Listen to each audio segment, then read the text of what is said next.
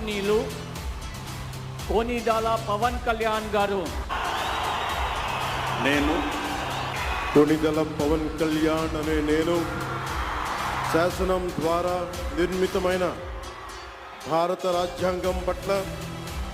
నిజమైన విశ్వాసం, విధేయత చూపుతానని, భారతదేశ సార్వభౌమాధికారాన్ని, సమగ్రతని కాపాడుతానని, ఆంధ్రప్రదేశ్ రాష్ట్ర మంత్రిగా నా కర్తవ్యాలను శ్రద్ధతో,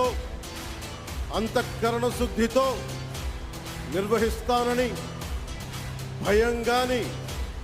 పక్షపాతం కానీ, రాగద్వేషాలు కానీ లేకుండా రాజ్యాంగాన్ని, శాసనాలని